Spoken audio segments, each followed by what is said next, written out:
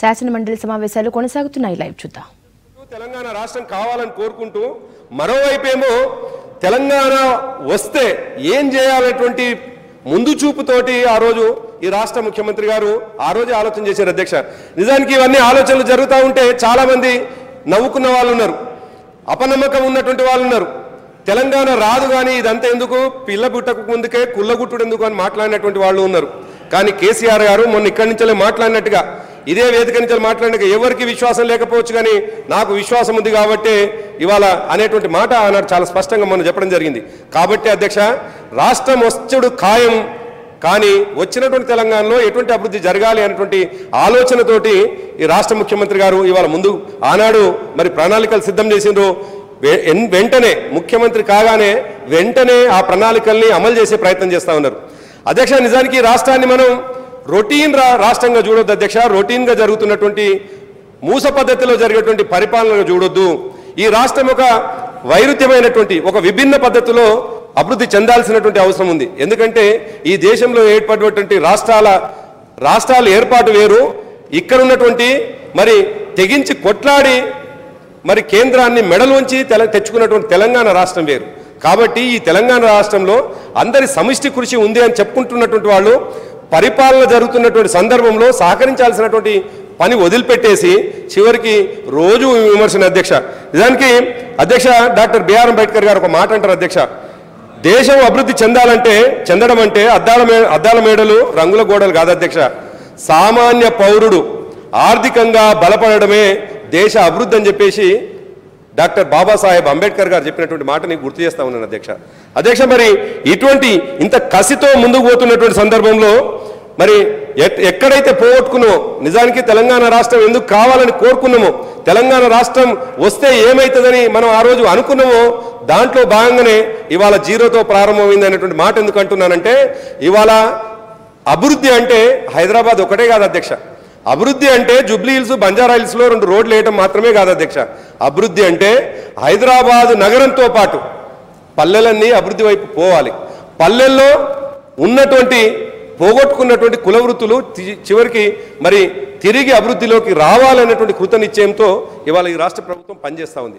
దాంట్లో భాగంగానే ఇవాళ 1,49,646 కోట్ల బడ్జెట్ పెట్టిందంటే అభినందించాలి తప్ప దాన్ని కూడా విమర్శించుకుంటూ పోతే ఈ ప్రపంచంలో మీరు విమర్శించింది ఇంక ఏమీ ఉండదు అనేటువంటి విషయం చాలా స్పష్టంగా అర్థమైంది అధ్యక్ష. అయినప్పటికీ అధ్యక్ష, ఇవాళ గ్రామాల అభివృద్ధి జరగాలన్నా, హైదరాబాద్ నగరం సుభిక్షంగా ఉండాలన్నా ఒకటే ఒక కారణం ప్రధానమైనటువంటిది. అది నష్టపోయింది ఎక్కడ అంటే ఇవాళ నీటిపారుదల రంగాన్ని విస్మరించినటువంటి గత ప్రభుత్వాల పుణ్యమా అని. నీటిపారుదల రంగం అంటేనే అదొక తెలంగాణ ప్రాంతానికి శాపంగా. ఆంధ్ర ప్రాంతంలో ఉన్నటువంటి ప్రాంతంలోనేమో కాళ్ళడ్డం పెడితే కాలువలు పడతాయి, కానీ తెలంగాణ ప్రాంతంలోనేమో రైతు మొదలు జ్వాలజిస్ట్తో చూయించుకోవాలి, లేదు టెంకాయ పట్టుకుంటాయన్నా, లేదు తంగడు కట్టెతో పట్టుకుంటాయన్నా, ఏదో పద్ధతిలో జ్వాలజిస్టులుగా గ్రామాల తిరుగుతులతో చూయించుకోవాలి, బోర్ వేయించుకోవాలి. బోర్ వేయించుకున్న తర్వాత పడతదో పడదో కూడా తెలియదు.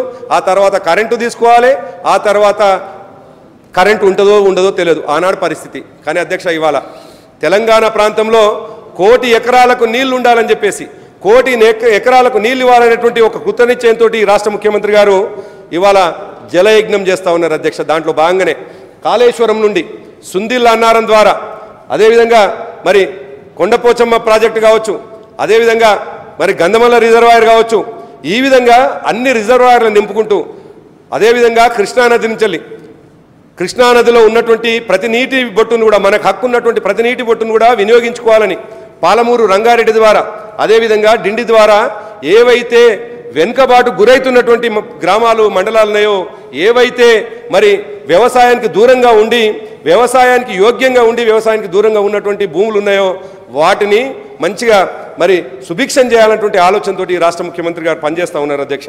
మరి పనిచేస్తున్నటువంటి క్రమంలో ఇవాళ ఈ వ్యవసాయం అనే మాట చెప్తుంటే ఒక విషయం గుర్తుకొస్తా ఉంది అధ్యక్ష. బహుశా మీకు కూడా గుర్తుండాలి. ఒక సందర్భంలో అధ్యక్ష మేము ఆలంపూర్ నుండి గద్వాల వరకు పాదయాత్ర చేస్తూ ఉన్నాం అధ్యక్ష. ఆలంపూర్ నుండి గద్వాల వరకు పాదయాత్ర చేస్తున్నటువంటి సందర్భంలో బాగా ఎర్రటి ఎండలో నడుచుకుంటూ పోతా ఉన్నాం. కేసీఆర్ గారితో పాటు మా బృందం అంతా కూడా నడుచుకుంటూ పోతా ఉన్నది.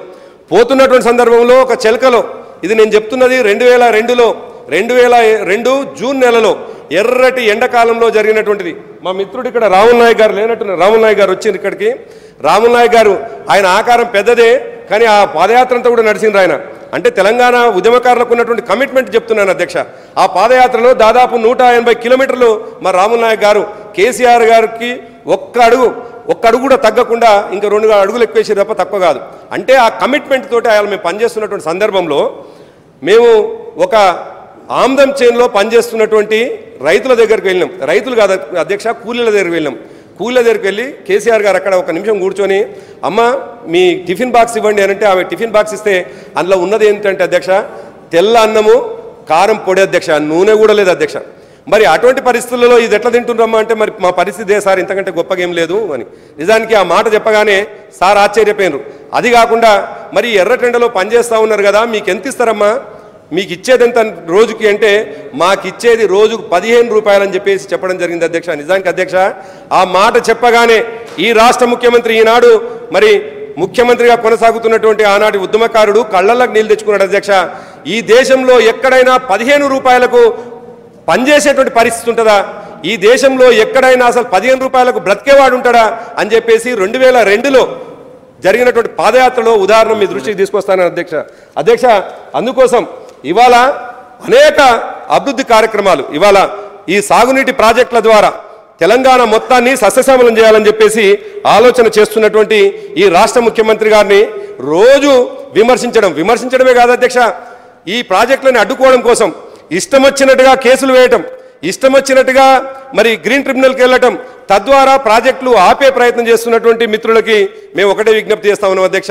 అది ఏ పార్టీ అయినా కావచ్చు, అది కాంగ్రెస్ కావచ్చు, తెలుగుదేశం కావచ్చు, ఇంకెవరన్నా కావచ్చు, ఈ వ్యతిరేకిస్తున్నటువంటి వాళ్ళకి మేము ఒకటే విజ్ఞప్తి చేస్తా ఉన్నాం. మీరు ఎట్లాగూ చేయలేకపోయినరు, చేస్తున్నటువంటి కృతనిశ్చయంతో పనిచేస్తున్నటువంటి ముఖ్యమంత్రి గారికి కాళ్ళల్లో కర్రలు పెట్టే ప్రయత్నం చేయొద్దని చెప్పేసి మేము అనేక సందర్భాల్లో విజ్ఞప్తి చేసినాం.